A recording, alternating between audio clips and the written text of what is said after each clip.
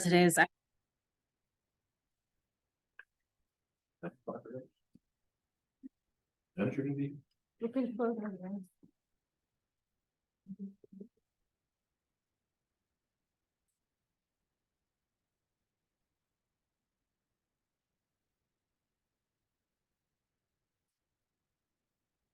It's all the same to everybody else. I'm not going to use the gavel today.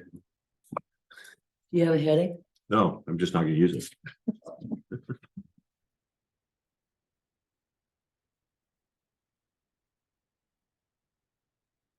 I did have an old college friend drop by yesterday unexpectedly, but we celebrated with Pepsi, not anything else. Okay. Good guy.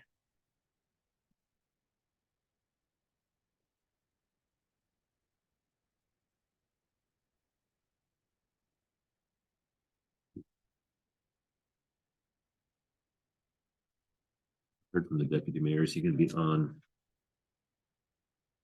line today, or is he going to be?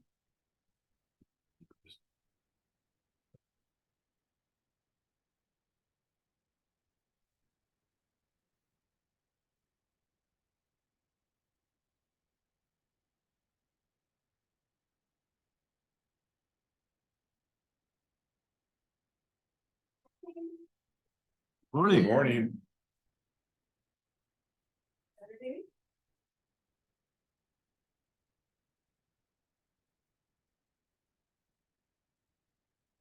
You want to print a copy of the presentation?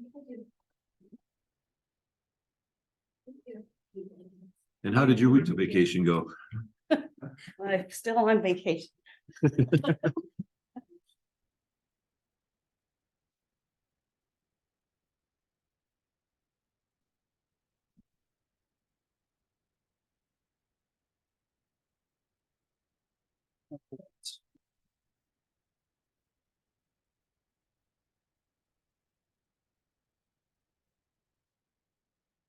Anybody here from Mr. Dealer?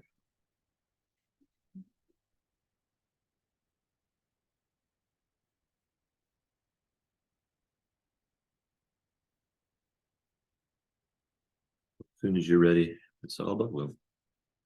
Things going. Oh, you want to print a copy? Sure. I'm ready. Go ahead. You ready? Okay, let's call this meeting to order. Good morning, everyone, and welcome. This is easily the most exciting time of the year for all of us. I'm sure we've been all sitting on pins and needles waiting for budget season to start. I have not heard from Mr. Beeler nor from Mr. Restucci, so I don't know if there is communication on the time or if they're not intending to be here. I don't see Mr. Restucci on the Zoom. So hopefully they show up. Maybe they misunderstood the time and thought 9:30. But anyway, this is the first of our budget planning sessions, and we get to hear all kinds of really good reports about how this past year has gone and make the necessary adjustments to make next year as good and smooth running as possible. So for the record of staff members, we got Mr. Martin, Mr. Sanchez, we got Fire Chief Holbrick and Finance Director Horner, as well as City Manager and Deputy City Clerk. So again, welcome. So let's get this meeting started. And I'm City Manager. I'm sure you've been spending the week preparing for this and getting your head around this. And actually, I will defer to Miss Horner, who has actually done all of the hard work on this. So it is her show today. All right, Miss Horner. Good morning. I know no one else likes budget, but I love budget, so I'm excited. We're just going to go over some 2022 reports, which is our last full year. What is available on the state auditor's website, how that year looked, how we're looking so far this year, and then some things to look forward to in the next year, and we'll do some discussion about some priorities that you guys have for going forward. So with no further ado, if my wonderful Deputy Clerk Madi can get the presentation up there.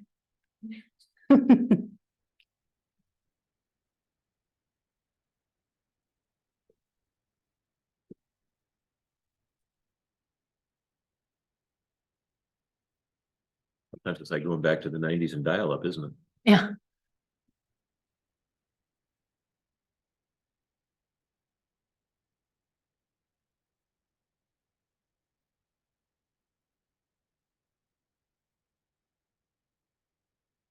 Hmm.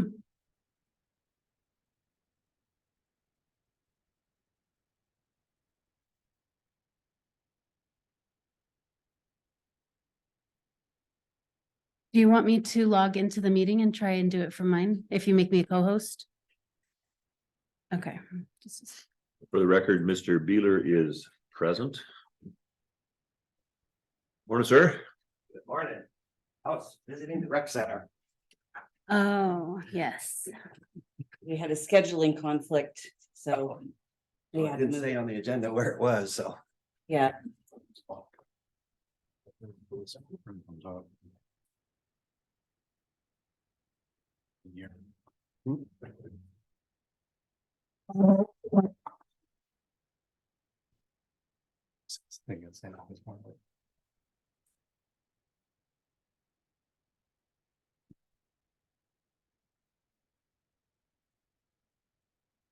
Well, I'm sorry for the delay, but mine's taking a second to open too, so.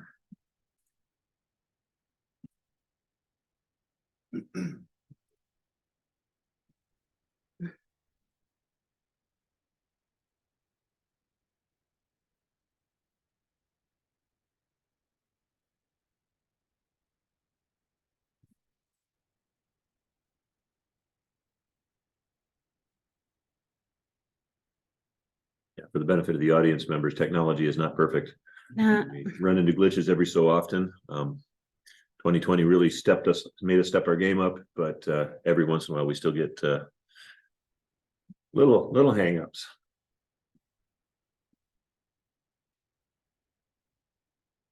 um.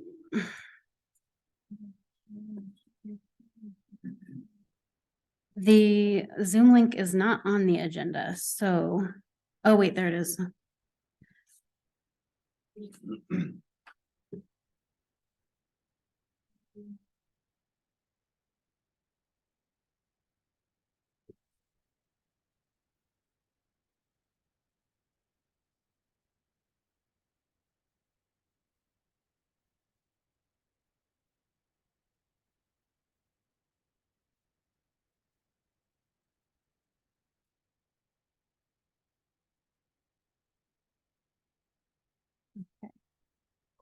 Okay, so I'm in if you want to.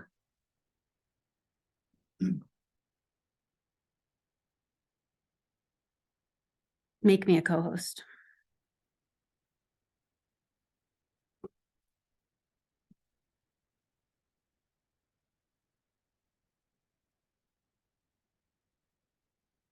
Okay.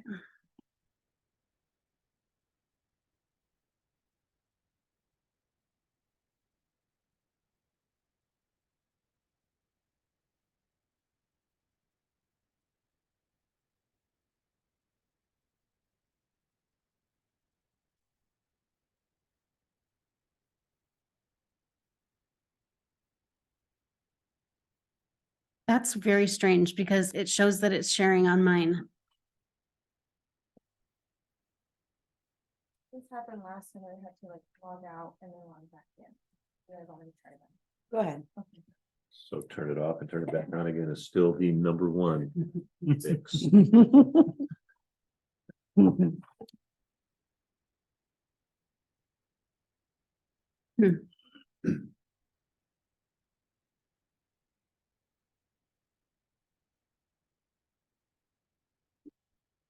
While that's happening, is somebody able?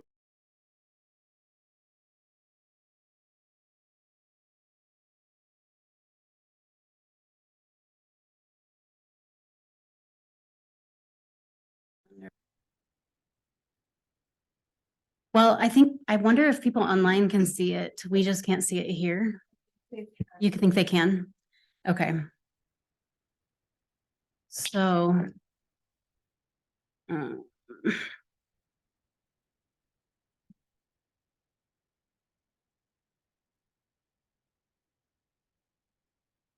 Oh, actually, you kicked me off though, so I'm not sharing anymore.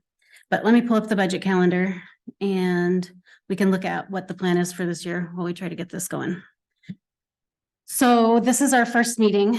Following this, starting tomorrow is officially, I'm gonna do the call to budget for the rest of the city leadership. And the city leaders will put together their estimates for the end of 2023 to get us through the year. So that gives us our starting point for where we're gonna look at for 2024.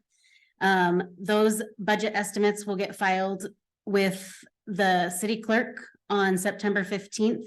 And then on September 22nd, the city manager will have put together on her entire budget. And that will be available for the public to look at. But the first meeting that it will be presented at will be the workshop on October 2nd.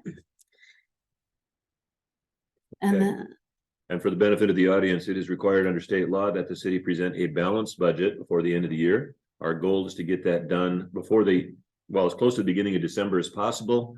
If we don't, we have to continue to meet as council until we get that budget finished. And nobody wants to meet during the week of Christmas. And so we do our best to be timely and get that organized. However, this is a process that does take more than a month. We have to work on this as far as city staff and department heads putting their budget together. It's a big job for them. And even though they're starting from this year's budget and they can make some adjustments, it's still, they're looking at a changing landscape all the time. And so for them to put that together, and then they've got ideas, their wish lists, their dreams and all that sort of stuff that kind of come our way as well. And some of it we can improve and others of it we look at and say, maybe next year. So that's all part of the process. And it is actually an interesting part of the process. Those of you who are running for council and may or may not be on council at this time next year, it is interesting. If you enjoy reading financial documents, it's fascinating. I don't enjoy reading financial documents, but I still enjoy the process somewhat. So it's a big part of what we do on council. all right, so following the budget workshop, the next workshop, which will be, like I said, October 2nd, then we'll start our series of public hearings that we have to have. So we'll have a public hearing on our revenue sources, which is where council sets the property tax levy. Then we'll have 2 public hearings on the actual budget prior to adoption. And it looks like we're sharing now. Yay.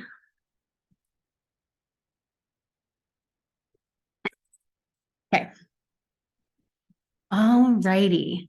So to start with, this is who you are and this is who we are. We have had a lot of change since last year. A lot of the names, especially on the right-hand side, are different. So this will be a fun new thing for several people. We have, the deputy clerk wasn't here last year. We have somebody different in the police chief, in the public works position, and in the fire chief position. So this will be an exciting year to go through budget with these folks for the first time.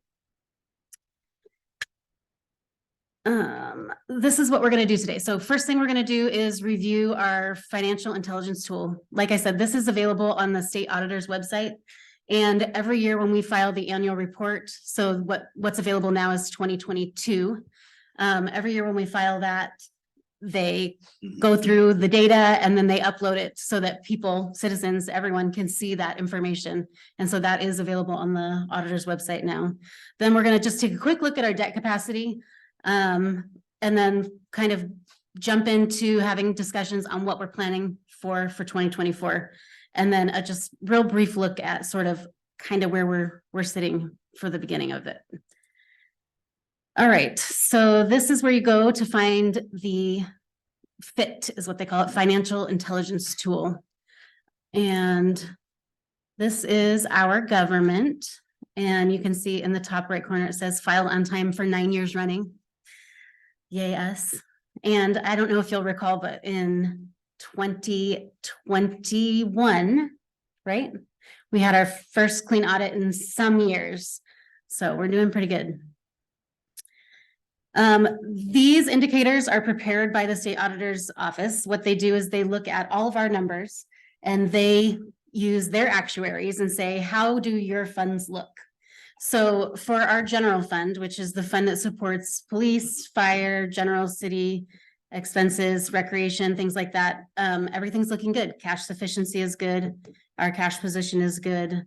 And then the rest of our governmental funds are also looking good, which is like our street fund, and our tourism fund, other just general government funds. The next, And if I may interject really quickly, this is the first time we've ever had all green. yeah. So the general fund. something to really be proud of for our city. We've always seemed to have one fund that just was, not sufficient or halfway there, but it's a green light for us, which is great news. And I have to say, Jameson, that's a lot to do with you. So thank you. We do have some warnings on our enterprise funds. So those are our utility funds. This is not unusual. So you can see our sewer fund had an issue last year, and our garbage fund did. The garbage fund did get relatively low in the cash balance. And so that's why we've done a lot of work on that fund in at least the last year, sort of reworking how we do those rates, trying to make sure that we keep that fund solvent so that we can continue providing services without any hiccups.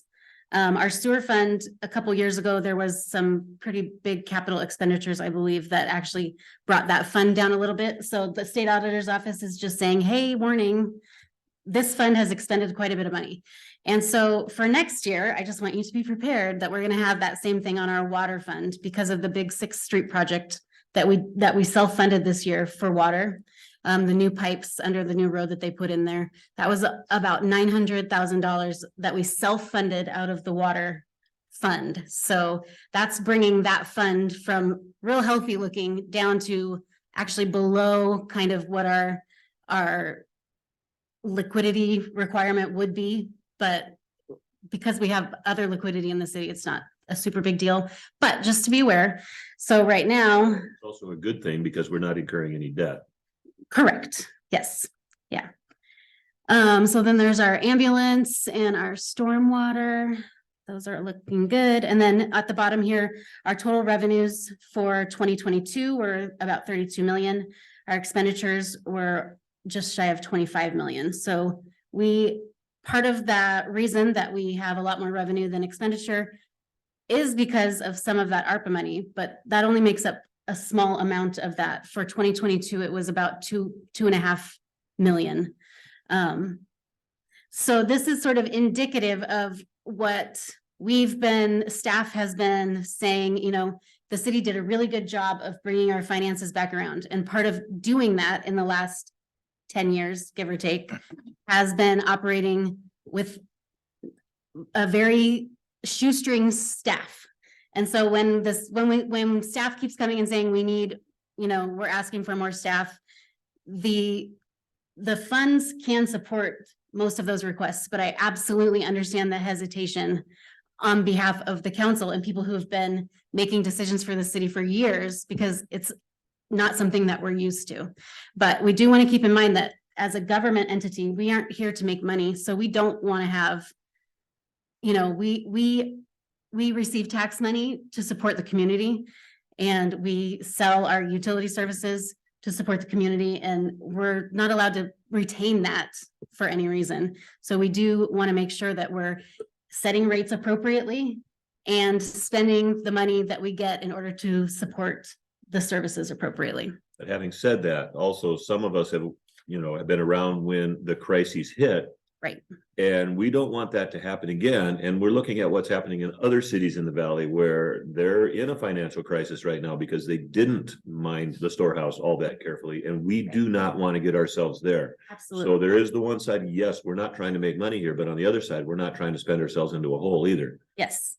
I don't want to hire somebody and then have to fire them. Oh, no. And it is a balancing act. It's definitely a balancing act, and projecting revenues and expenditures, especially in the last few years, has been incredibly difficult with the inflation the way that it has been, and also with the COVID, pandemic and things getting closed down. The financial world is just kind of unpredictable right now in general. So being cautious is absolutely the best way to go.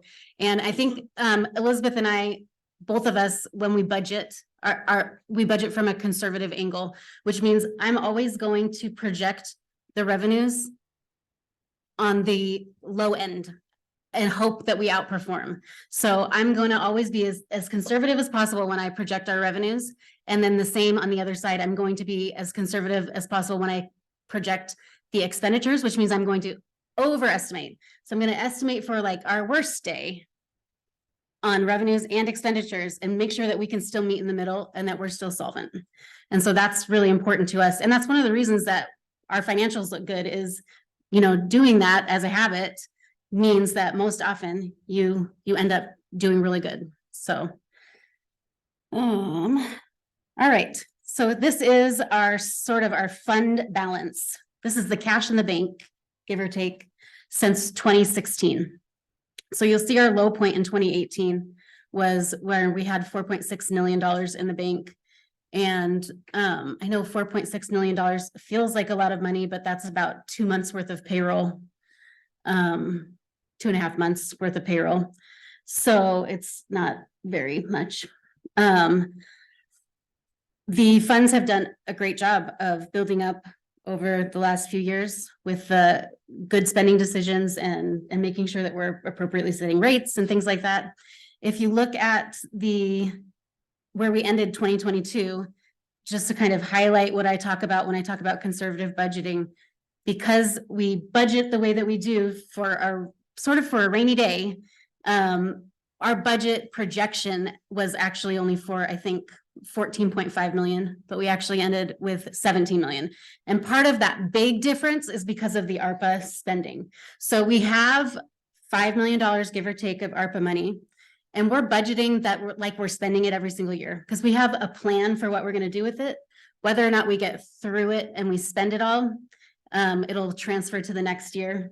And so this year so far, we have actually done a pretty good job of getting through some of those purchases for the things that the council said, hey, these are the things we want to spend money on, the drones and all of that. We actually got some of that stuff in place this year. So we are spending that. So we're not going to have this huge excess, I believe, at the end of 2023. I'm not sure that we'll dip down as low as 12.4, but that's where the projection is sitting right now. The second bar from the top is that water fund. That's this one right here. Oops, back. So this fund here, this blue one, that's the one on the right-hand side. You see it getting really close to low. And that's because of that expense. And we know, and we've done a rate study. So setting the rates, we will build that fund back up, but just want to keep you aware of that. Okay. Take over a year to build it back up, or are we looking at multiple years? It might take a couple. I don't think it'll be too terribly bad. We don't have any projected big water projects coming up though, do we? Yes, we do actually. We need to develop south of the freeway for industry. So we have a plan to probably get a DWSRF loan, more than likely, which are zero interest. We're coming up on the one that we have now from the last well that we did. I think it sunsets in 2026. Does that sound right? The debt here's, so on the right-hand side here, I think that one is done in 2027. So we're getting to the end of the life of one loan. We'll probably need to get another one because that would be a very big project. Because we would have to drill a well and then also loop our system in. So probably drilling under the freeway. So yeah, we do have some big water projects coming up, but that's indicative of our growth, which, you know, has been tremendous. And we are growing as a city. So I think that, you know, there are things that we will have to do, but we have kept our debt pretty low. So I'm confident we'll be fine. Well, another thing to keep in mind too, is as we expand our water system, then we expand our customers, which expands our revenue. So it's got a positive side to it as well, but we do need to think that we do have those expenses coming up and make sure we're planning for that. So. Yeah. We're also, I know that there's grant funding that we're in the process of applying for as well. So hopefully it won't all be self-funded. I think that one for south of the freeway, isn't that their seed money and some other things that we're. Yeah, I applying think we're, for? we're working on creating several different Yeah. revenue sources. Okay. So all the other funds look pretty good. The general fund, the way, like I said, that big dip right there is, a lot of that has to do with the ARPA spending. So then if we go here, so the green in the background, those are revenues. The light green at the top, that's one-time money. That's like grant funding or project funding. The dark green, that's kind of the normal, regular stuff that we get all the time. Same with the orange that's in front. So the dark orange, that's kind of our normal operations and maintenance expenditures. And the light orange is our one-time kind of purchases.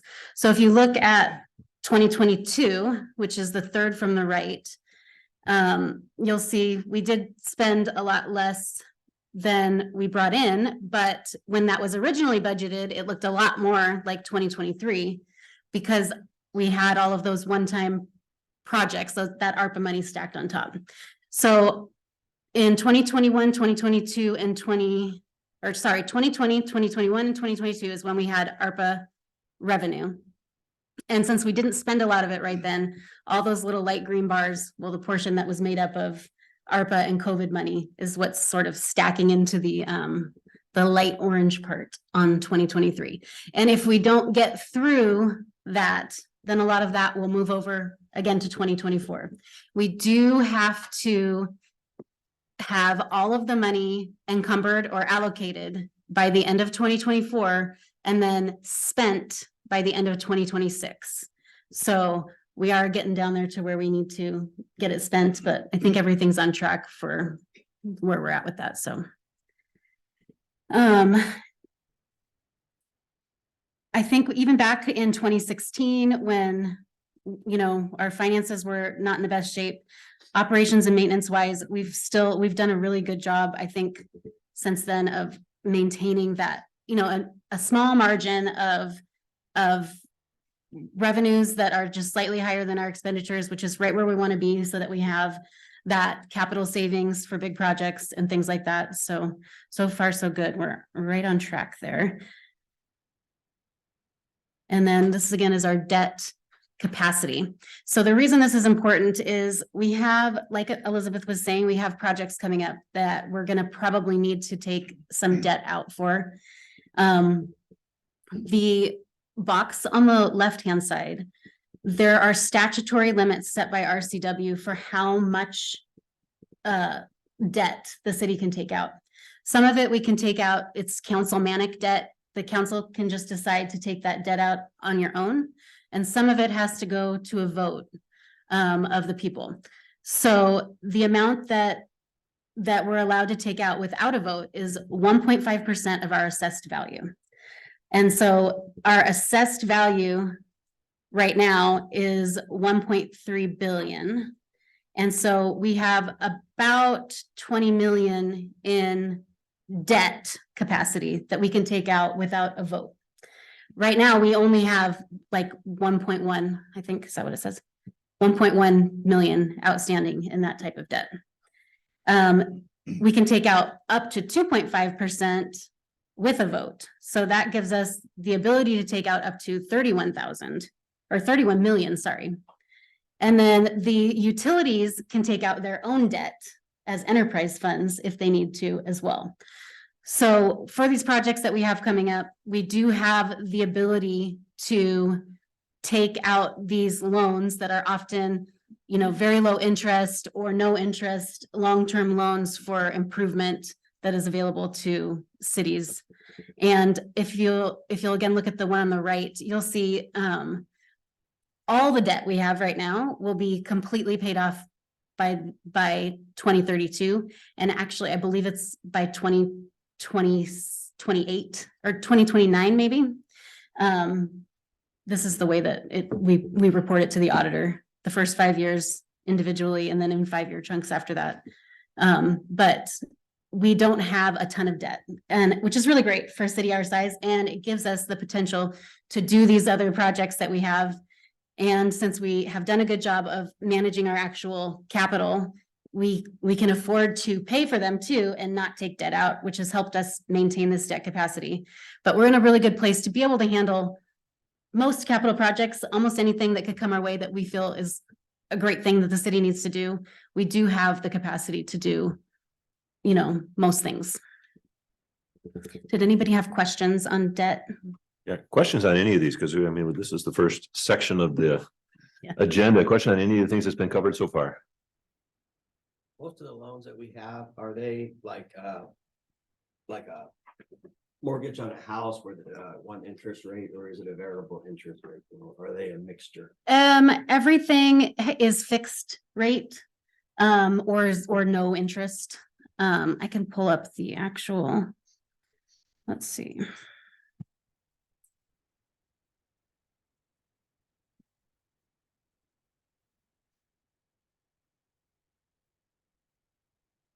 Oh, that's not what I wanted, actually. It's in the annual report folder. So let me show you the actual loans.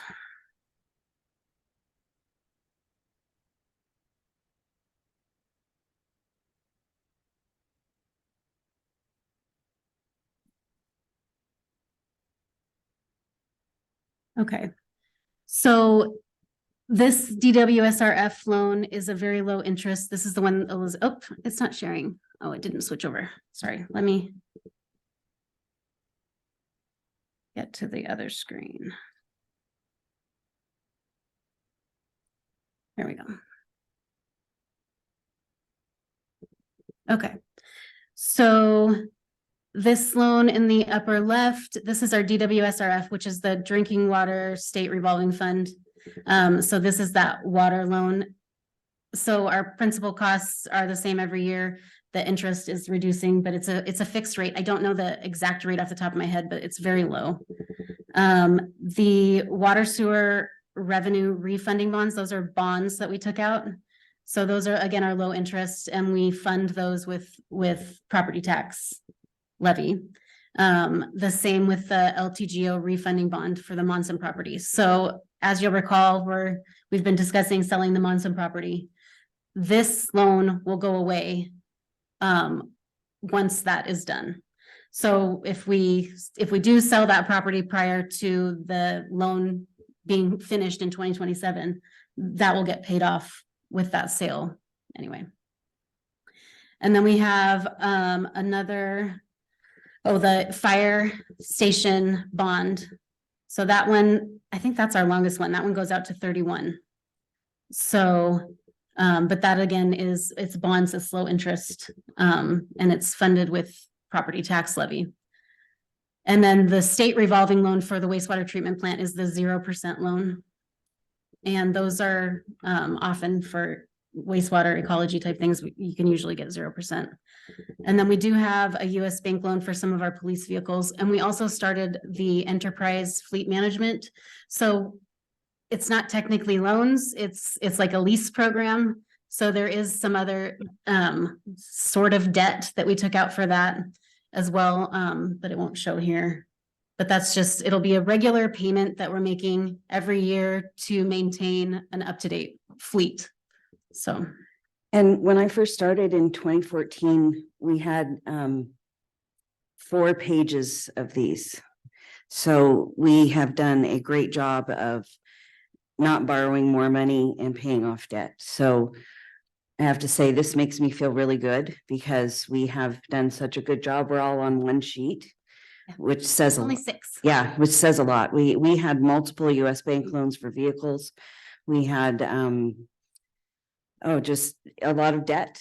And over time, we've been able to reduce that significantly. Yep. Okay. Let me go back. Further questions or comments? Okay, so like Elizabeth said, at one time we had a lot of debt, and having a lot of debt kind of ties up your spendable cash because you're servicing that debt all the time. So this is a really pretty good position to be in. To be able to say, yeah, what we've got is largely paid off. So that makes me feel a little less stressed when we're talking about budgeting. Yeah. Well, and it's nice to know because we are growing, as Elizabeth said, we're growing actually very quickly. And so some of those improvements that are going to need to be made in infrastructure are going to have to be funded with debt. And we have the capacity to fund pretty much anything that we need to do for that. You know, like we said, it's always best to try and get those loans from either the federal or the state government that provide that nice low or no interest rate. But even if we had to get private financing, depending on where interest rates are, we still have the capacity to pretty much handle whatever we need to as it comes up. All right. So that's pretty much it for looking at 2022 and 2023. So as we start to look forward now instead of backwards, I want to just go over kind of like I did last year, but especially since we have a lot of new people on our leadership team, sort of what the process of a budget is. A budget at its most basic level is a legal document, right? That the council puts into place and it says, this is how the city, this is our priorities, this is what the city's going to do. And we can make sure that we're making those priorities by telling city staff how to spend money. This is where we want you to spend the money. So in addition to being a piece of paper that says how much money you have, usually the entire document has narratives about the city's history, about each department, about where things are going. And it is the council's opportunity, the council's ability to set that policy and guide the city forward. This is the vehicle for you to do that. And so what you put in this budget, and as you amend it throughout the year, this is the thing that says, staff, this is how I want you to proceed. So this will always be the document that we come back to when we need to make changes, when we add things, when we get enhancements that we get approved by you. There's always going to be a budget amendment or something like that. You guys ultimately control every dollar. So you're the only ones that get to tell us how we can spend it. And so this is how you do what you were elected to do and run the city.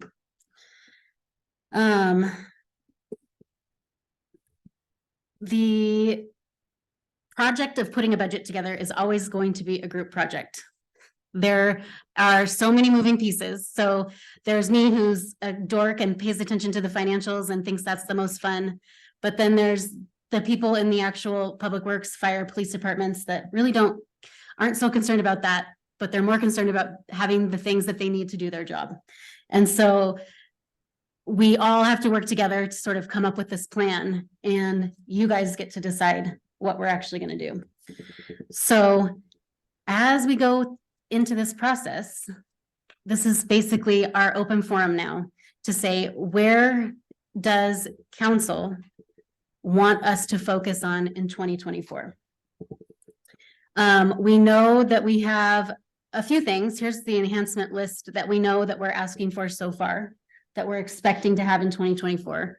But there's a lot more conversations that can be had about what are our priorities, what you guys want to see happen in Sunnyside in 2024.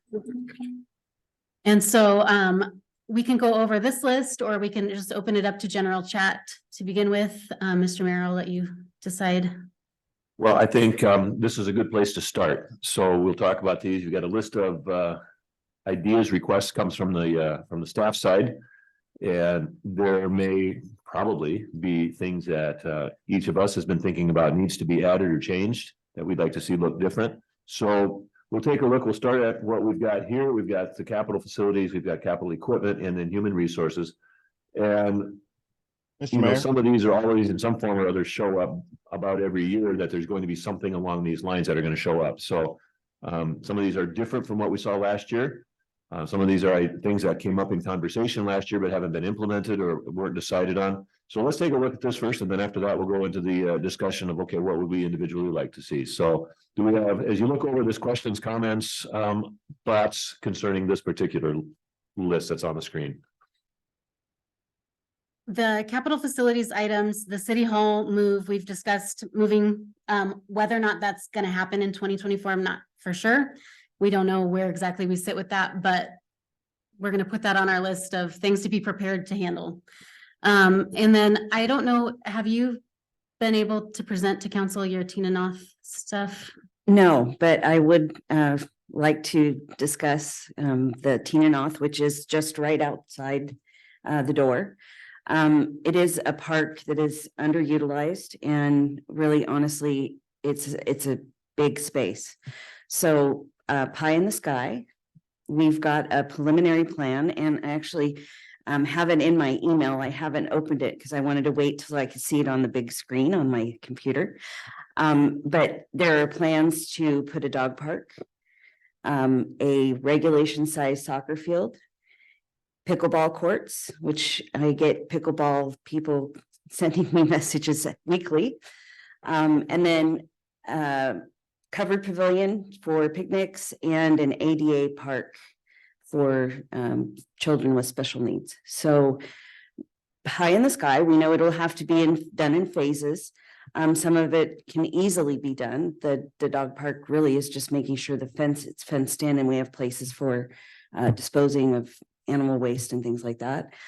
And so that's kind of where I want to go with it. I'd like to see us have this beautiful place for people to come right at the edge of our city, and then come into the downtown and eat and enjoy what we have to offer. That plan includes restrooms, right? Actually, the restrooms are in this year's budget. Okay. So we just have to make a final decision on how we proceed with that. So they're coming. Our capital equipment items, the Vector truck has been something, that's the big vacuum truck that sucks the stuff out of the sewer and the storm drain. That's been on our list for 3 years, I think, and it is, the money's sitting there.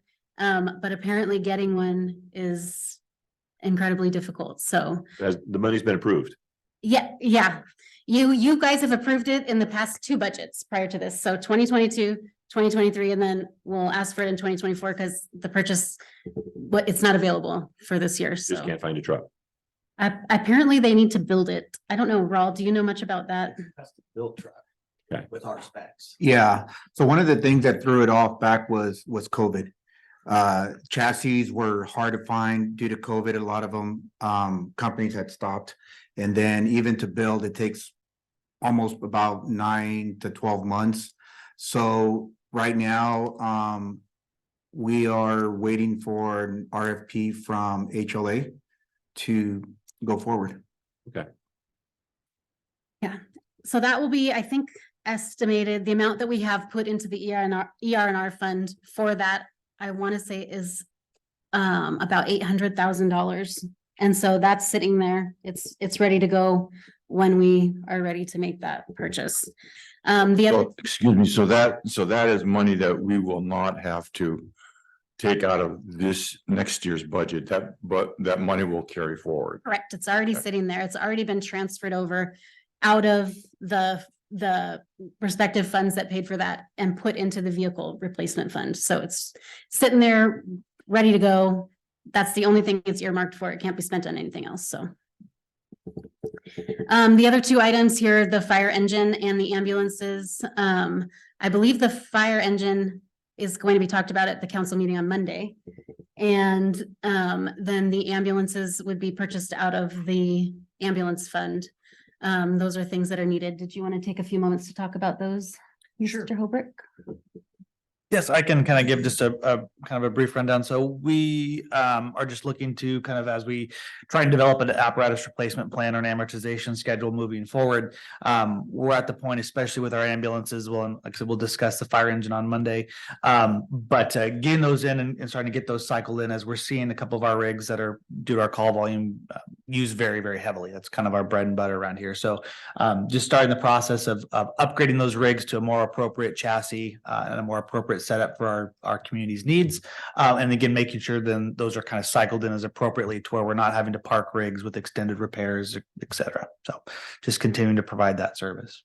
So a few years ago, the last time we was talking about ambulance replacement, what we did is we took the ambulance body off and put it on a different chassis. Is that the kind of thing we're looking at again? Yes, Mr. Mayor. So the same process. So when you can only re-chassis a box, which is the back portion of the rig, so many times. Depending on the manufacturer, they're anywhere between 2 and 4 times that they can be re-chassied. So the ambulances that we would be looking to purchase here this coming budget year, the last vendor we spoke with, we've met with 2. We're meeting with a third on Monday. But the one that we're looking at currently, it could be remounted up to 4 times, which is a very significant cost savings moving forward. It's actually about half the cost of purchasing the whole unit new. But absolutely, so we're taking that into account moving forward. So it's a little bit of a bulkier expense out of the chutes, but the next 4 replacements in theory down the road are in essence half the cost. So we're not gonna re-chassis one of the current units that we have. We're gonna buy a completely new unit. Is that Correct. So the current ones we had are on their second, if not third re-chassis already. Okay. And we're actually looking at 2 ambulances right now. That would be the same. Correct. So the goal would be within the next so many years, once we get to that point in budget planning, is to have all 4 replaced. But right now we're looking at replacing 2. And again, they will be identical is the plan. And just to remind you where this money is coming from, this is coming from that ground emergency medical transport money that's received in the ambulance fund. That is provided to us by Medicaid and Medicare reimbursement. So that money, we've been receiving it for a few years. They just finished the first audit cycle. Basically, unlike most federal funds, it's not reimbursement money. They give it to you up front, and then they go and look at what your actual call volume was, whether you needed it, and then they tell you if you're gonna have to give any back. So the first year that we got it, we got upwards of $400,000, and we've been kind of sitting on it because we weren't sure how it was gonna. Well, we ended up only having to give about $4,000 back. So now we have those funds available to use, and so those will be the funds that we use to go and purchase these ambulances, which is exactly what the money's for. So no additional debt Correct. out of that either. Okay. One question Yes, sir. on re-chassising. Mhm. How long does how long do you keep it in service? Is it a time or is it a mileage? How long does it take to have to qualify for a re-chassis? Correct. So you can do either or, but in our case, because of our call volume, it's always mileage before time frame. So for example, one of the units that we're looking to replace has about 215,000 miles on it right now. Yeah, so that's kind of our threshold, and so that's what we go by again, just because of frequency of use. All right. Human resources. So these are the staffing requests. There are a couple things that aren't up here because they're happening probably in 2023 that I'll talk about as well. The court clerk request, there were some new laws passed in Washington state that have to do with potentially requiring diversionary programs. So for drug charges. So instead of putting people directly through jail or fines, I believe we're going to be required to provide diversionary program where we can put people into rehab or things like that if it's their first or second offense, and monitor that. And so at this point, I don't think it's required, but it is very close to being required by the state. And so if we have that put in, we are likely going to need another person in our court staff to help manage that program. The court has been asking for another person for a couple of years now, and so they're already a little bit short-staffed. So there's no way that we would be able to take on another program without adding a staff member. So that's what that position is. The technology support assistant would be a help desk person. I think Dennis is here. Oh, he may be able to talk about how many tickets they've had and things like that. But we just hired our own IT gentleman last year. So we've had them for a little over a year now. It's been absolutely great. Everyone who works for the city is so happy that we did it. It is a little bit spendier than we had before, but at least now all of our technology, for the most part, is getting upgraded as it should. but these two guys are running ragged constantly. And so they are asking for a help desk person that can handle some of the smaller tickets as they come in. The password changes that we all love. Right. 66 tickets, help desk tickets a month is what he's saying they're averaging right now. So, and there's just two of them. And so in addition to providing that help for staff as it's needed, they're also replacing hardware, you know, planning for future server replacements. It's a lot. So that's that. The next one is a recreation coordinator. So we have our recreation supervisor and we have a community center receptionist. And so it's been a push of council that we want to build up these recreation and these cultural programs, which is great. And we have our successful summer camp again this year. The recreation department would like another person, a recreation coordinator. Mary's done a great job of adding sports back in. We had the T-ball, that was great. She's gonna do fall soccer, I believe, that she's got going. There's a ton of different things that she's working on. I think she's doing a great job. There's so much more we could do if we had more help. And we have the space out there. We have space here in town to do things. It's getting things organized and put in place. So they would really, really like that. The next is the fire marshal. So I think you'll recall a couple meetings ago, we talked about building inspections not being done. This fire marshal position would be somebody that is dedicated to doing those types of things. And so I believe this person would be shared between community development and the fire department. Yeah, so talking with Chief Helbrick, we came up with a pretty cool idea to kind of do like a resource that would service both departments. And so the fire marshal position, the idea would be more or less to kind of reshape the community development division a little bit more and take one of the building inspector jobs, because that position already has most of the qualifications, and kind of elevate it to that building official or that fire marshal building official position, and have that person be the point of contact for fire inspections between the fire department and the community development department and the businesses around the city. So that's what that would. So is this a new hire or is this a job title change? This ideally would be a job title change and a promotion for maybe somebody that's already working there. Ideally, that's kind of the thought process behind this right now. And to help fund this would be the fire inspection revenue. We're not doing it right now. We don't have the staff to do it. We don't have the time to do this right now. So it would be a person dedicated to doing this and actually capturing those revenues that we're not capturing right now. So one thing I'd like to add, if you don't mind, is so I believe in the previous council meeting, we had a question asked, you know, the fire department taking care of the fire inspections. And traditionally, especially prior to COVID, that is something that was handled by on-duty staff with the fire department. Unfortunately, due to in a time frame, I guess, we weren't really able to hit our for lack of a better term, quota, which what the WSRB ratings likes to see. But what's happened over the last few years is that while our staffing numbers have remained the same, our call volume has almost doubled. So prior to where we had our same number of staff members running about 2,300 to 2,600 calls a year, we were able to get out and still conduct some of those inspections. But what we've seen in the last couple of years is, again, with that same number of staff, our call volume we're on track for about 4,800 calls this year. So it's pulling our staff farther apart as far as being able to cover multiple levels of multiple duties.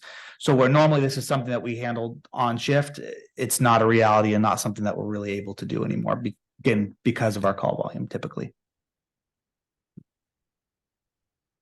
And then the last position up there is the development technician. So this again would be in the community and economic development department.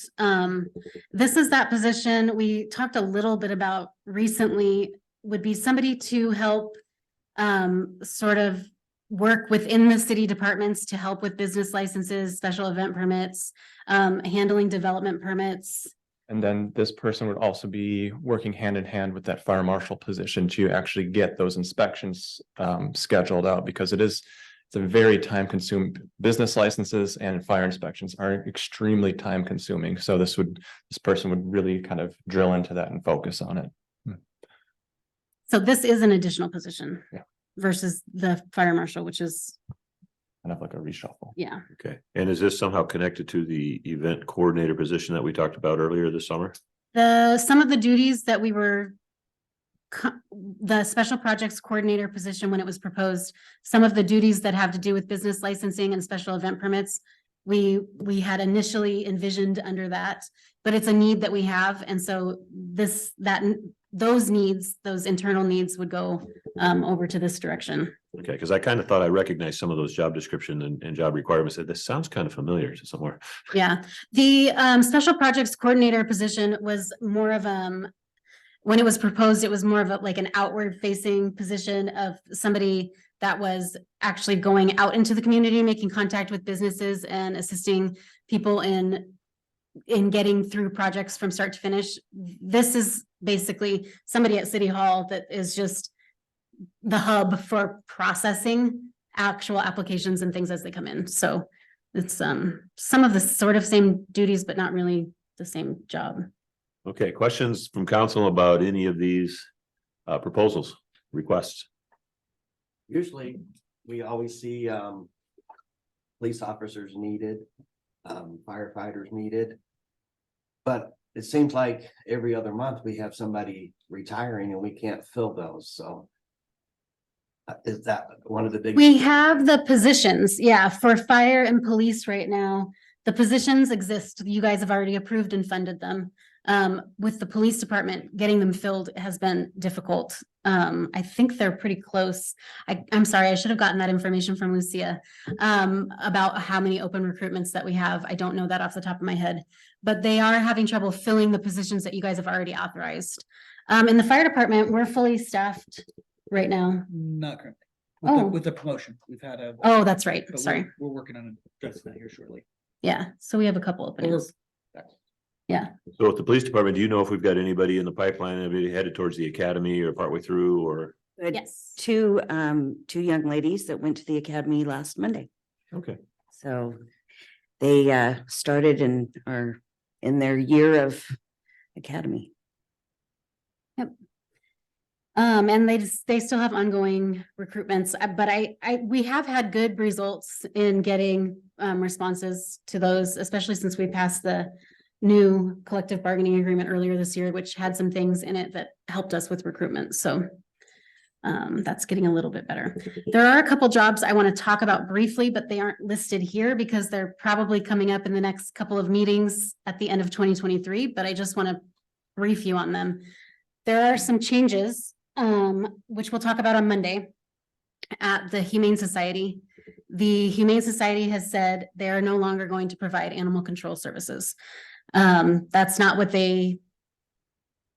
their business model. That's not what they intended to do, but they stepped in to fill a need, but it's not a good business decision for them and they can't do that anymore. So they are going to try to maintain some spots for us to actually house animals. But when it comes to enforcement, we're going to have to do that on our own. This doesn't affect just us. It affects other cities up and down the valley that use the Yakima Humane Society for animal control. So we're proposing at this next meeting that we add an ACO staff person. And the hope would be that we could actually kind of what Yakima Humane Society was doing, where they had one person split between like us and Grandview, maybe still do that same thing, but the city would be paying us instead of the Humane Society. So some of those costs may be offset with interlocal agreements. But for the time being, if we still want to have animal control, we do need to find another way to do it. And the best way to guarantee we have somebody is to hire somebody ourselves. our animal control needs are becoming a little bit more intense. Yeah. More and more uncared for animals or unattended animals running loose. I continue to get barking dog complaints regularly. Yeah, so. I think it's up and down the valley. It's a huge it's a huge issue in our area. One of the other things that when Elizabeth and I spoke with the director of the Humane Society, there is discussion on potentially having another satellite shelter that could be somewhere down here, possibly in Sunnyside is what we're hoping. Maybe located adjacent to a potential dog park and police department, but we'll just we're not sure yet, but it would be great to have that. And then we would have, you know, more services here and available to us versus having to go all the way up. But it's there's a lack of shelters, there's a lack of rescue organizations up and down the valley. So What is the sheriff's department's capacity as far as animal control? Because I know they do it in the county. Are they interested or they don't want to talk about it for cities? yeah, No, They pretty much have 2 animal control officers for the entire county. And they are spread thin. They couldn't take it on at this point. We have actually met this week with Grandview to consider a partnership with them. I think that partnering with cities is probably going to be our best bet. And really, honestly, I talked to the executive director of the Humane Society and asked him, can you please just tell me how much your equipment is? Can we just buy your equipment and can we get your people on board as if they want to be employed by us? Because it is a big need in our city. And the other part is we need spay and neuter clinics. We need, you know, vaccination clinics, which I believe they're having one today. Is it today? Yesterday. It was yesterday. Okay. Yeah, I'm on vacation mode still, so. But there is a need for us to have that. Another really cool thing, I had my veterinarian actually reach out to me because she was concerned. She said, I heard a rumor that there's no more animal control after October 1st. And I said, well, you're kind of right, but you're not really completely there. That's the date we're targeting to try to get this on board so that we can have animal control services in our city. And if we can get it done by then, great. If not, we'll see where things go. But it is a big need. And there are a lot of people here that love animals and don't want to see them suffer. Mr. Mayor? Yeah, go ahead. Thank you. Thank you, Mr. Mayor. I apologize, council. I did try to speak earlier, but unfortunately, my machine crashed and I wasn't able to speak. 2 things. One, the YVCOG is actually, the exec committee has been discussing this and we're looking at a possible solution to provide to all cities in the valley. So I just wanted to give council a heads up. The COG is looking at this as a possible, something that we could possibly provide all cities. And then one thing I didn't hear when we were getting the briefing this morning around 9:24, it's important for council to know that when we adopt this budget, it only takes a majority of the council. However, when we modify the budget, it requires a supermajority, a majority plus 1. So it's important that when we do adopt the budget, that it does have some kind of permanency to it, even though it can be modified and changed. It shouldn't be changed willy-nilly. Thank you, sir. And for the record, Deputy Mayor Risucci is in the meeting. I'm sorry I didn't notice you were on the screen, sir. I have to turn my head quite a ways to see you. No worries, sir. It's okay. Thank you. And I apologize for not being there this morning, council. I running late today. Another staffing issue that is coming up at the next meeting is the custodians. And I think council will recall earlier this year, we had an issue where we had to terminate the contract with our previous janitorial company. And based on that and the amount of money that we were paying and how difficult it was to go through that RFP process to begin with, when we started with them, the city has decided we would like to just hire our own facilities maintenance custodians. So we're requesting 2 of those at the next meeting. And there's no budget amendment needed for that because the amount of money that was already budgeted for the contract for the janitorial service basically covers both of those salaries. Like 2 people to go to handle the whole city and all the buildings. Well, since we haven't been in the custodian business for several years, we'll have to see how it goes. And yeah, we have a lot of facilities. So yeah, it's a guessing game at this point. Gotta start somewhere. Yeah, correct.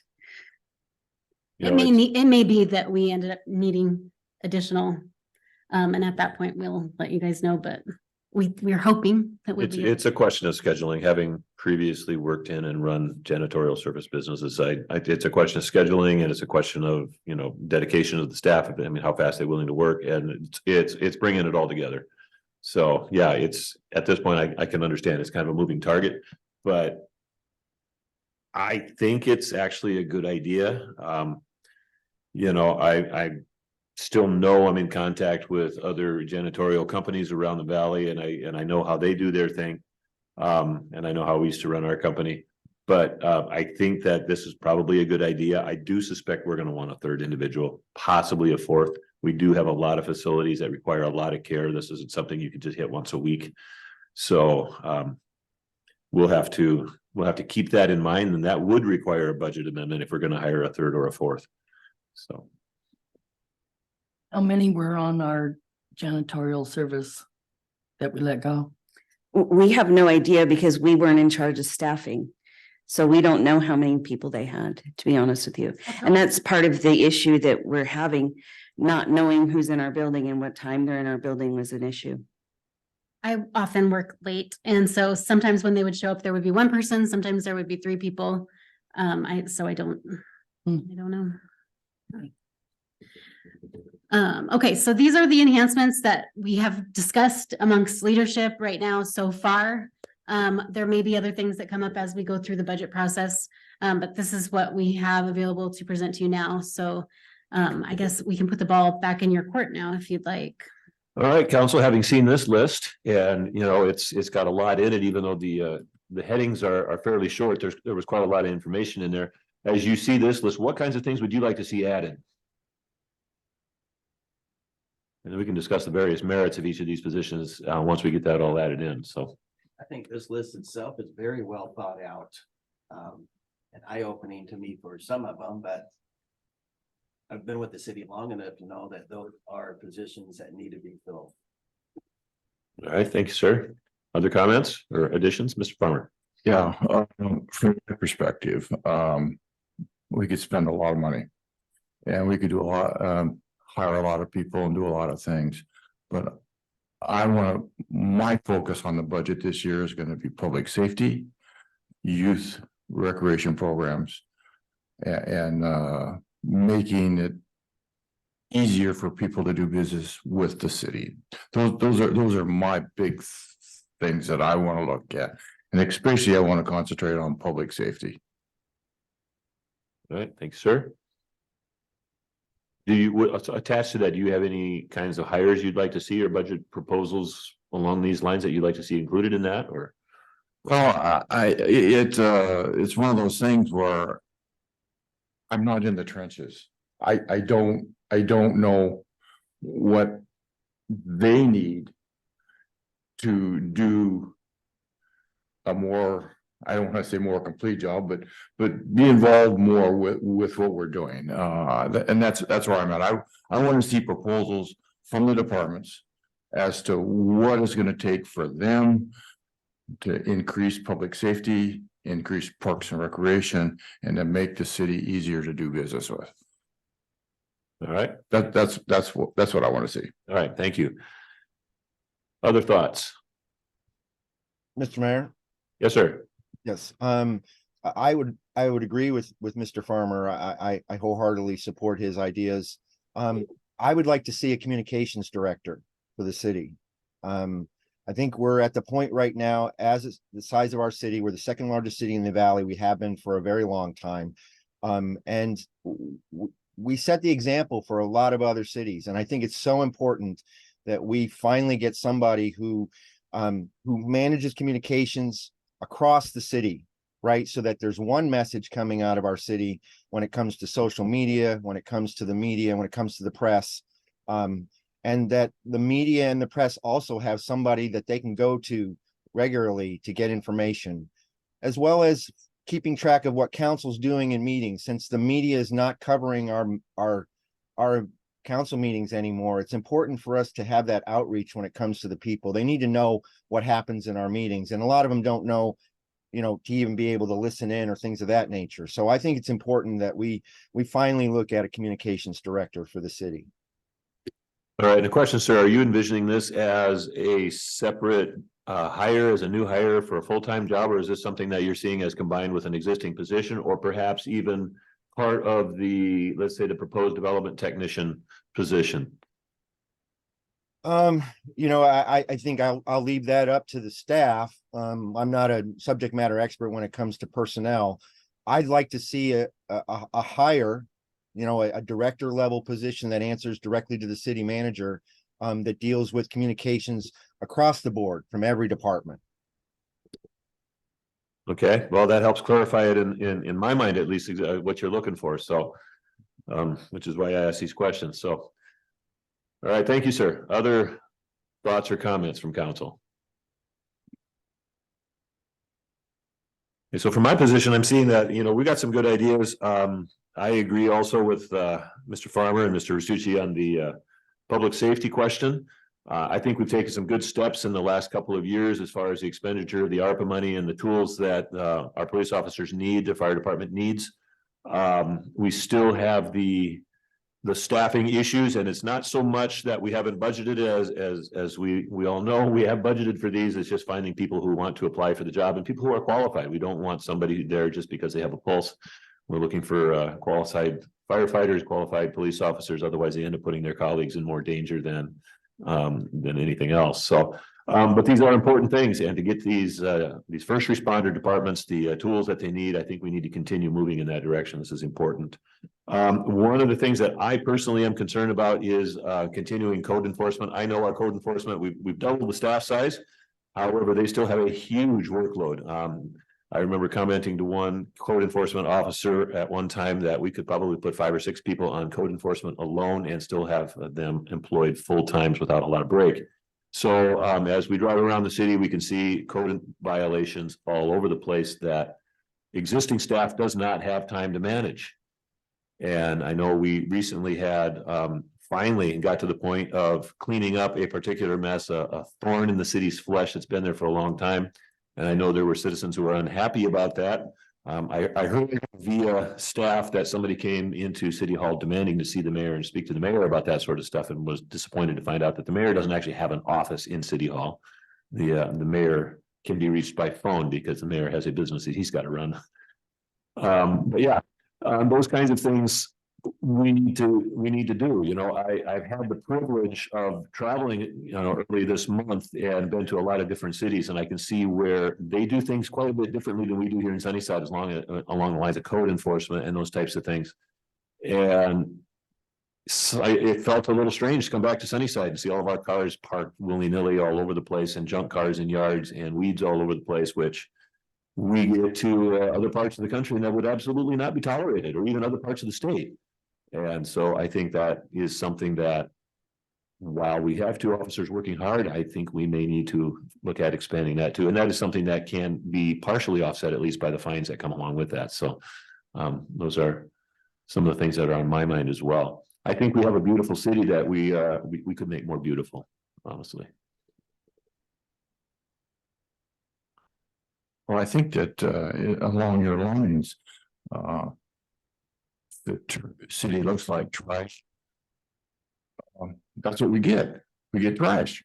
And I think in the same way with thousands of dogs that just run around town. I mean, we're just a big old kennel with no fence is all we are. And these are things that I don't know where they need to be appointed to, or who's supposed to take care of them, but I think we need to look at those kind of things. Yeah, and I would agree. I think it comes down to a quality of life question. It's kind of like having nice clean parks and pools and youth recreation programs. I think it all speaks to our quality of life here in Sunnyside. And I read recently on Facebook, somebody was concerned about a pit bull roaming loose around their child's bus stop. We don't have animal control. The Humane Society is not able to respond to that. What do we do in that situation? I mean, I feel really uncomfortable having children threatened by a loose dog. I don't know how this dog's been socialized. I don't know what this dog's reaction is going to be to something. And there's children present. So yeah, it's not those types of things. It's all quality of life issues that it's really hard to fund, I think, in some cases, but it's really hard to justify not funding. So And of course, that's what gives you nightmares trying to figure out how to pull all that together. But And just so you're aware, right now, the Humane Society is not taking any animals unless they're injured or, let's see, injured or I would have to look at my email or they're dangerous, I think. So if they see an animal, they're not taking it. So, and if you bring an animal to them, they're not taking animals in. So they're completely full. And they are a no-kill shelter, so they need their animals to be adopted. And so that's another issue that, you know, we have multiple animals out there and I can't adopt them all, even though I'd like to. I had one that adopted me last week, jumped over my fence into my yard and was in my pool. Fortunately, in my pool, yes, a dog. And fortunately, my daughter pulled the dog out of the pool and it had a collar with a phone number on. She called the owner and the owner came and got it. But that's unusual in a fenced yard, that an animal jumps in. There it was. On the code enforcement, we have two guys on there? Do they ride around in one truck or are they two different entities? They have separate trucks, so they ride, they oftentimes they will visit a site together because one person will initially make contact, they'll explain the situation, but oftentimes there's language barriers, so they have to meet at the similar sites quite often to kind of go through and process the actual case, the code enforcement case. So sometimes if you might see them together, you might see them separate. It's easier for things like when we have like a heavy garage sale weekend, it's easier for them to ride together and have one of them kind of like coasting as one of them gets out of the truck, puts the thing in the back and then hop in, just drive and just kind of get out while not having to put it in park, shut the car, get out and do that kind of thing. So it just depends what the action is, but they both have separate vehicles. Yeah, it just depends on what the case is. Yeah. And anyone that has ever had somebody come and tell you you were doing something wrong, people aren't very nice, to be honest with you, with our code enforcement. And a lot of times it's a safety issue.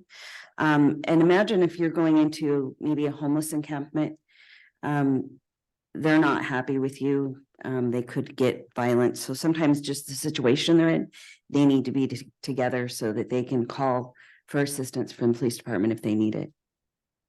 Code enforcement, there's not many days where code enforcement receives a thank you. So that's just kind of, yeah, it's kind of a tough job. So yeah, sometimes it just depends on the situation. Mr. Mayor, Yes, sir. just for council's edification and a little bit of history, and I know Mr. Farmer will remember this, and Mr. Hicks maybe as well.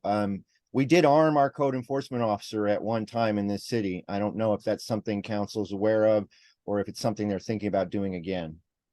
They have tasers. They've gone through taser training at this point in time. They have batons, vests, and tasers.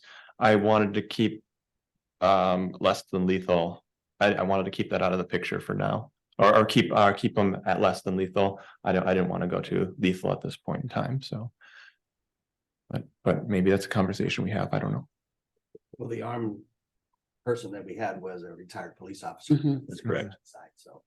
Yes, Sergeant Rivard retired from the police department and he was our code enforcement officer. So it was really a no-brainer for council to authorize him to carry a weapon since he carried one for 31 years for the city. That's correct, but it's also a little depressing to think that our code enforcement officers may need to be armed when they're walking into a situation, but yeah, it is understandable. Nobody wants to be told that they're doing it wrong and that there's going to be consequences if they don't get things cleaned up, and people do tend to get defensive, and sometimes defensive people are dangerous. Yes, and I will say we have started issuing fines, and in the last month, I think we've brought in almost $3,000 in fines. So they're starting to make some movement on that as well. Are we seeing any response with those cards that were made up as far as code complaints? Yeah, Okay. yep. So that stuff's all online right now. The codes, it gets updated when they're placed in the system and everything. Mhm. It's funny you brought up what the code enforcement does by picking up yard sale sign. I moved here in 2007 and Jim Avara trained me to be code enforcement to go after these yard sale signs left all over the place. And here we are 16 years later, and the problem's even worse. Yeah, it doesn't, Probably something we need to look at. yeah, it's, well, what we do, I don't want to go too far off on a tangent here, but what we can do now is we pick up the signs, we'll deliver them back to whatever properties they belong to. So this is your warning, do it again, and it's $125 fine. So it's helped a little bit, but it still happens quite often, yeah. If they remember to put If- their if they're- address on the sign. Yeah, a lot of people do not put their address on the sign anymore, you'd believe it or not, so it's, Why would you think that? Oh, All right, other comments or ideas or thoughts on these types of positions? I know the city hall move has been something that has come up over the last few years, and obviously we've had other things that have taken priority over that purchase. I think that we probably haven't heard back from the owners of that property for quite some time, have we? Correct. I've emailed and haven't received any correspondence back, but next week I'll be making phone calls. Okay.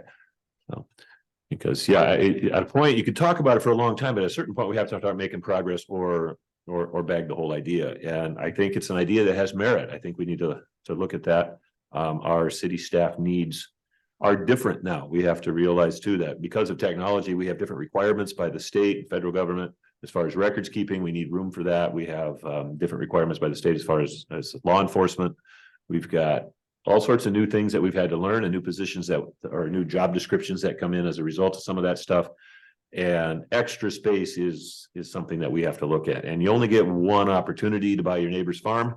Same thing with you only get one opportunity to buy the church next door. So need to continue to make progress on that. So, Mr. Mayor, yes, sir. can staff tell me how much we were spending on animal control with the Humane Society? The monthly amount we are paying right now, I think, is $4,000 a month. Thank you. And how many days a week was that for 4,000 a month? Supposed to be daily for about a half day, but it depended on what was going on with them, whether or not we actually had somebody. Yeah, I remember it being 20 hours a week, but Yeah, Monday through Friday, I think mornings or afternoons, and then we split with other cities, so. I do find it interesting that there are neighbors who know exactly when the animal person is supposed to be there. And there are a pair of dogs that will every day walk down my street towards downtown and manage to get back home without being caught and are turned loose again every day. And I just watch these two dogs regularly. it's my neighborhood too. It's just kind of crazy, and they're not big vicious dogs. They're not the kind of dogs that you'd be afraid of, but there they go down the street every day. It's just, how do you know this? What kind of timing does this dog have? How do they figure this out? I know dogs are smarter than we give them credit for, but that's just ridiculous. Mr. Hicks. Or a list, if we can consider, we might need a separate HR person. It's a shared thing right now. I'm just thinking that's one section that has a lot of work. Mhm. I think that's a wonderful idea. I think we definitely have enough work to at least, even if we just turned, because we have 2 HR generalists right now. If we turned one into a manager, it would be great if we added a position of HR director, and then separated my job, which is finance and HR right now. So, that would be amazing. And I think there's plenty of work to support that. But if you're not even willing to go quite that far, we could sort of reorganize and turn somebody into like the HR manager, keep an HR generalist, and then potentially have like an administrative assistant or a lower level position that assists there too. So there's a lot of work. I mean, it's kind of a conflict. Let's say you have a problem with pay, so you go to the person that pays you to complain about your pay. Yeah, that does make it awkward, doesn't it? Yeah. All right, thank you for that, Mr. Hicks. That is a good thought, actually. All right. Further discussion on this item? All right. Okay, moving on. Oh, now we can start looking at some numbers, and this is pretty short. There's only 2 slides left. So, we're looking at revenue estimates. We know our property tax levy can only increase by 1% every year based on the RCWs, the statutory requirements. We are looking at inflation, and it has been incredibly difficult to track. So at the beginning of this year was, 8%. Right now, we're sitting at, I think, about 3.5. So I think we're sort of sticking around 4 right now for our estimate for sales tax increase. So that usually sticks right around that inflationary mark as the cost of goods go up. So does our sales tax revenue. B&O tax is similar because usually that tax is received on utilities. So same, those utilities get a little bit more expensive, those taxes go up as well. And then goods and services, we're recommending a 4% increase on those as well. So if you look at the little bar on the right, the 2022 revenues were 33.3 million. Our budget for 2023 is 37.7, and right now we're sitting at about 20. So we are a little ahead of the curve, but as I said, that's the way we like to budget. We want to make sure we're budgeting for a rainy day. So it's good that our revenues are coming in a little bit higher than expected. For next year with these increases, we're looking at about 39 million. Any questions? Questions? All right. And that 39 million was just reached by adding up the 4.6, the 4% and the 4%. Yes, sorry. Okay. On each line item, Mhm. right. Okay. Okay, so our maintenance and operations estimates, so our expenditure estimates for next year. We did have several contracts, union contracts that we ratified this year. And then we have 3 that are coming up for next year as well. So right now, we're estimating about a 4.6% increase in those costs based on the different negotiations that we've been through. Supplies and costs of service increases, we're gonna stick with our approximately 4% that we're kind of thinking will be maybe the inflationary rate, hopefully. So year to date right now, we're at, or actually this is through the second quarter, we're at 46.4, so we're doing good, right where we're supposed to be, just below 50% mark for halfway through the year. So it looks like the blue bar at the bottom is actually like our staff costs. So in 2022, we spent about $10 million in salaries. So we're projecting for this year to get close to 13, and then for next year, about 13.5 in salaries. Questions here? And then is just one thing I want to bring up in regards to, it's something that falls under the services, but insurance goes up every year. And the last few years, WCIA, Washington City's Insurance Authority, our insurance carrier, has continued to go up more than the standard inflationary costs. So I think this year it's looking high again, like I want to say about 25%. Ouch. Yeah, it's painful. So that increase, we won't know until closer to the end of the year, but just as a cautious estimate, we're looking at potentially that increase being as much as $200,000. Mr. Mayor, Yes, sir. a question for staff. Ms. Horner, how big are we as a fish in the pool with WCIA?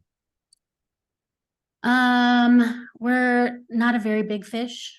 They insure 218 cities, I want to say at the last update that I had. And then several fire districts and water districts. So And our size wise, so we're about, I think we're about 55th. So from the top of biggest, which makes us seem like we're close to the top, but that's like less than 1% of like the total assessed value of like all the cities. So we're still a little fish, unfortunately. Okay, no, actually, I don't mind us being a little fish. The bigger the fish we are, the more we pay. Oh, that's true. and then also it would be good to mention right now that for non-reps and firefighters and police officers, Teamsters has let us know that we no longer will be able to participate in their insurance plan. So the city has begun working with AWC to provide insurance to basically the people in the room. So that is a change that probably will be an increased cost to the city as well. Because usually different coverage is just tiered different. So we'll see how that comes about. And it's a completely different structure than what we pay for with Teamsters Welfare Trust is a composite rate right now. So it's the same rate, whether or not somebody has a single person or a full family coverage. AWC and most other are rates that are set by the number of beneficiaries or the number of people that are on your benefits. So we don't even know necessarily what that data is right now because we haven't had any need to track how many of our employees have full family coverage versus single individuals. So that increase right now is kind of an unknown, but we are looking at those and we'll get that information to you when we can. And that coverage ends November 1st? No, it'll actually cover through the end of this year. Oh, So January 1 of 24, we will have to be on the new coverage. Means you better start working on it quickly. Yes, we are. That will come very fast. Further questions or comments at this point? And this is the entire presentation for The today. entire presentation for today. So here's your chance to ask some questions if you haven't asked them yet.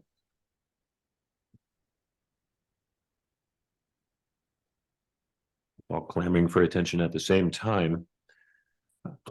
Trevor? I have something else to throw out there Okay. for y'all to think about at this point in time. So this has come to our attention. I think we're dealing with a housing development right now in town that's kind of had some issues putting in sewer, and they're kind of finding a way to remedy this issue. And one of the things that came up is the Connecting Housing Infrastructure Program put on by the Washington State Department of Commerce, or commonly known as CHIP. And so CHIP is a no match 100% grant funding for connecting housing infrastructure. It can be used for water and sewer programming. And I'll forward everybody an email later or on Monday morning. But it's money that can be used to build affordable housing, and the housing has to stay affordable for up to 25 years. And the term affordable has a certain criteria used in the state code. It's median household income and average area. And has a lot of things to it. Has a. It's. I'll send it to you. It'll better define it. But what this is more or less is a way to get infill funded. So say we have an area of the city. I'm thinking South Hill Road. I'm thinking YVH. I'm thinking the Munson site. I'm thinking with these development projects. I'm thinking Allen Road in the future. What this looks like, and what some cities have been able to, what Yakima has been able to do is they've been able to leverage the CHIP funding to put in units. They've received almost $3 million in CHIP funding. There's $55 million right now that the state has to basically say, here you go. Put in your water line, put in your sewer line. And they've been able to fund, city of Yakima has done something like, that's 130-ish units. And they've received $3 million to put in 130 units. But that also means that those homes that are in between can also connect to water and sewer. So it's a larger picture infill idea. The big catch is that any city that wants to be eligible for it needs to pass a sales tax levy of 1/10%. And that money, and I'll send you more detail, more information on it. And that needs to be used for, so the city would collect that, and that needs to be used for at least 60% of the revenues must be used for constructing affordable housing or mental health and behavioral related facilities. So that kind of goes into what Jameson was maybe talking about earlier. If we have to do some sort of court programming, that could potentially be used for that. So these are kind of things. I get ideas of what the state wants to do, and they kind of put little pieces in place. I was talking with HLA, it's like, is this something we're going to have to do in the future? And I'm like, maybe. It might be a good idea to step out in front of it, but I wanted to put it all on your plate today, or kind of present this all to you today. Something to think about. There's a really, really awesome grant funding opportunity attached to it, but it is a sales tax levy of 0.1%. So it's something to think about. That's all I wanted to present to you today.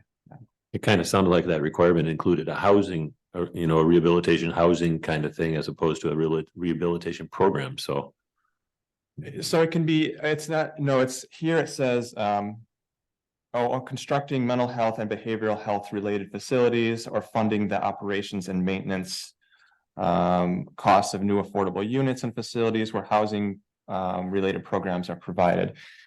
I think there's some leeway there. They did fund, they used CHIP to fund the new Rod's House development in Yakima, and that's necessarily like affordable units, but it is rehab. Yeah. So. Comments or thoughts on that?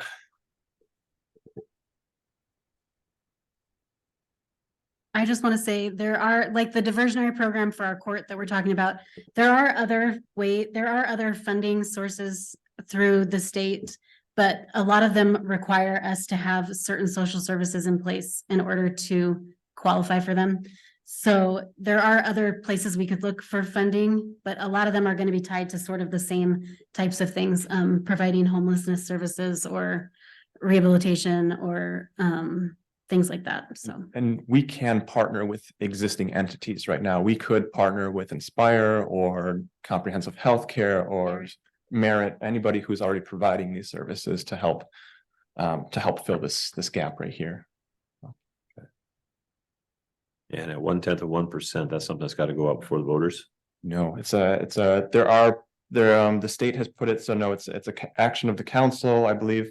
But there is additional, if you wanted to, there's a provision in here for additional funding. If you wanted to increase beyond 0.1%, then it would need to be taken out to a vote.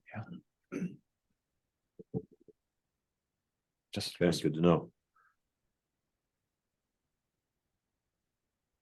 And I'll send you more information Monday, so you can read through it at your own leisure. Okay. At that point, but if we're gonna up it, I'd say bring it out to the people, let them decide. Typically, that's my feeling as well. So I hate just councilmatically saying you're paying more. Here you go. I know it seems. No, I agree with you there, Mr. Hicks. Okay, so I just have a couple of questions before we get to the end of this. Talked about different positions. So the funding for the person, the technology person, the IT person, I don't know if it's IT, the help desk person, is that coming out of general fund? Is that where you're thinking? that the costs for those positions are allocated across the city based on services. So each of the utility funds and the general fund all pay their portion based on the type of technology they have and their usage of it. So there's a big spreadsheet that tells us how much each person pays, but yeah. And then on the recreation coordinator person, that's going to be all general fund. Correct. Okay. All right. I have nothing else on the agenda before me. And I'm not hearing that we forgot anything. Mr. Restucci, have you got any further comments? Great presentation. Again, sorry I was late for the meeting. I really appreciate staff's work on this. This is the start, folks. This is what we do. as a council. All right, with that, if there's no objection, this meeting is adjourned. Thank you, everybody. That was quick and easy. I do want to encourage everybody, though, if you have further questions, this is a 10,000-foot view of the budget. I'm sure Jameson would be absolutely delighted to talk with you and bring you down deeper, all the way down into the mud if you want to. So, Absolutely. Everybody have a great day. Talk to you later. all right. Thanks, sir.